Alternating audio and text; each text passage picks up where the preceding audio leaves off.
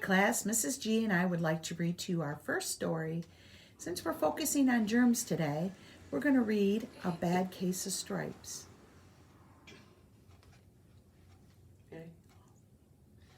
A Bad Case of Stripes by David Shannon. Camilla Cream loved lima beans, but she never ate them. All of her friends hated lima beans, and she wanted to fit in. Camilla was always worried about what other people thought of her. Today she was fretting even more than usual. It was the first day of school, and she couldn't decide what to wear. There were so many people to impress. She tried on 42 outfits, but none seemed quite right. She put on a pretty red dress and looked in the mirror. Then she screamed. Her mother ran into the room, and she screamed too. "Oh my heavens," she cried, "you're completely covered with stripes." This was certainly true. Camilla was striped from head to toe. She looked like a rainbow. Mrs. Cream felt Camilla's forehead. "Do you feel all right?" she asked. "I feel fine," Camilla answered. But just look at me." "You get back in bed this instant," her mother ordered. "You're not going to school today." Camilla was relieved. She didn't want to miss the first day of school, but she was afraid of what the other kids would say, and she had no idea what to wear with those crazy stripes. That afternoon, Dr. Bumble came to examine Camilla. "Most extraordinary," he exclaimed. "I've never seen anything like it. Are you having any coughing, sneezing, runny nose, aches, pains, any chills, any hot flashes or dizziness, or drowsiness, shortness of breath, or uncontrollable twitching?" "No," Camilla told him. "I feel fine."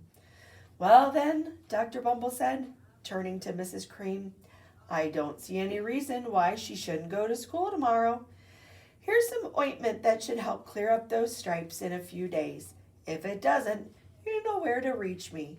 And off he went. The next day was a disaster. Everyone at school laughed at Camilla. They called her Camilla Cran and Night of the Living Lollipop. She tried her best to act as if everything were normal, but when the class said the Pledge of Allegiance, her stripes turned red, white, and blue, and she broke out in stars. The other kids thought this was great. One yelled out, "Let's see some purple polka dots." Sure enough, Camilla turned all purple polka dotty. Someone else shouted, "Checkerboard," and a pattern of squares covered her skin. Soon everyone was calling out different shapes and colors, and poor Camilla was changing faster than you can change channels on TV. That night, Mr. Harms, the school principal, called. "I'm sorry, Mrs. Cream," he said. "I'm going to have to ask you to keep Camilla home from school. She's just too much of a distraction, and I've been getting calls from the other parents. They're afraid those stripes may be contagious." Camilla was so embarrassed. She couldn't believe that 2 days ago, everyone liked her. Now nobody wanted to be in the same room with her. Her father tried to make her feel better. "Is there anything I can get you, sweetheart?" he asked. "No, thank you," sighed Camilla. What she really wanted was a nice plate of lima beans, but she had been laughed at enough for one day. Well, yes, I see," Dr. Bumble mumbled. When Mr. Cream phoned the next day, "I think I'd better bring in the specialists. We'll be right over." About an hour later, Dr. Bumble arrived with 4 people in long white coats. He introduced them to the Creams.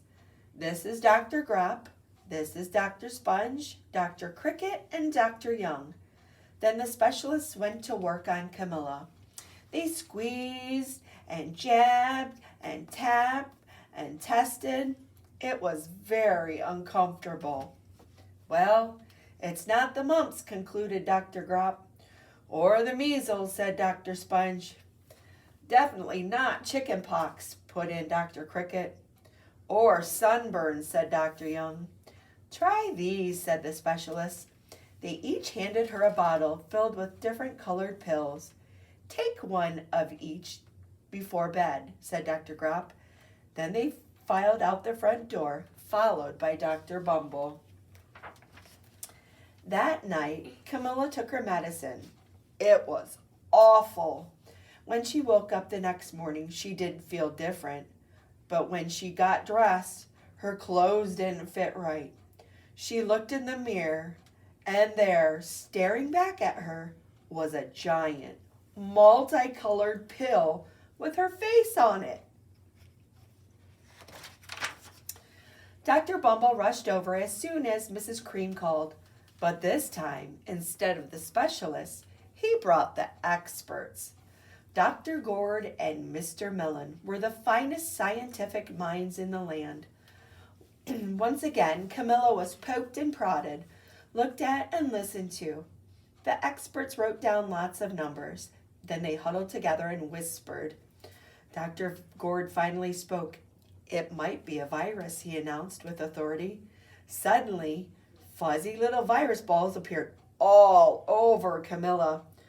Or possibly some form of bacteria, said Mr. Mellon. Out popped squiggly little bacteria balls. Or possibly some form of bacteria. Or it could be a fungus, added Dr. Gourd. Instantly, Camilla was covered with different colored fungus blotches. The experts looked at Camilla, then at each other. We need to go over these numbers again back at the lab, Dr. Gourd explained. We'll call you when we know something. But the experts didn't have a clue, much less a cure. By now, the TV news had found out about Camilla. Reporters from every channel were outside her house, telling the story of the bizarre case of the incredible changing kid. Soon, a huge crowd was camped out in the front lawn. The Creams were swamped with all kinds of remedies from psychologists, allergists, herbalists, nutritionists, psychics, an old medicine man, a guru, and even a veterinarian. Each so-called cure only added to poor Camilla's strange appearance until it was hard to even recognize her.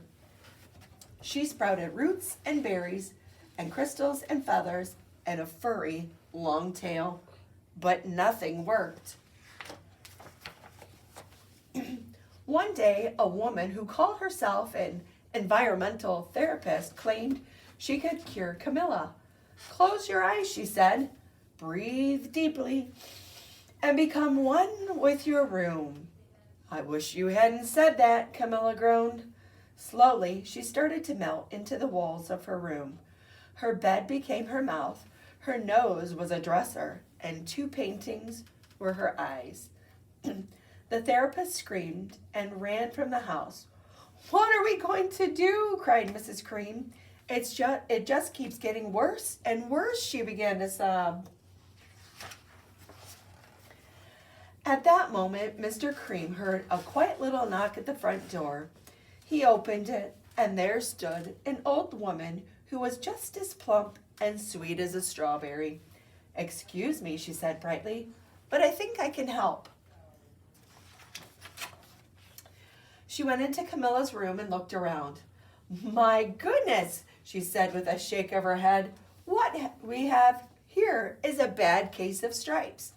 One of the worst I have ever seen. She pulled a container of small green beans from her bag. Here, she said, these might do the trick. Are those magic beans? Asked Mrs. Cream. Oh my, no, replied the kind old woman. There's no such thing. These are just plain old lima beans. I'll bet you'd like some, wouldn't you? She asked Camilla.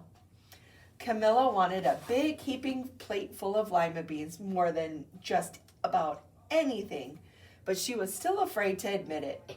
Yuck, she said. No one likes lima beans, especially me.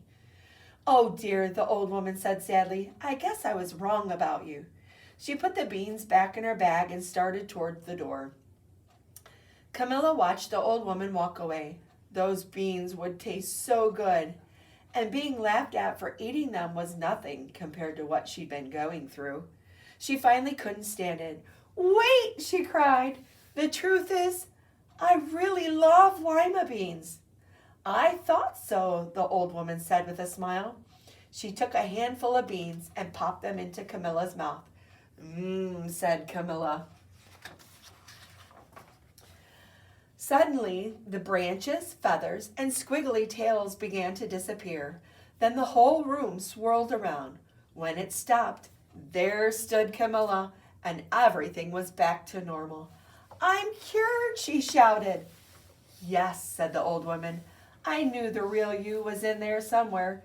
She patted Camilla on the head, then she went outside and vanished into the crowd. Afterward, Camilla wasn't quite the same. Some of the kids at school said she was weird, but she didn't care a bit. She ate all the lima beans she wanted, and she never had even a touch of the stripes again. The end.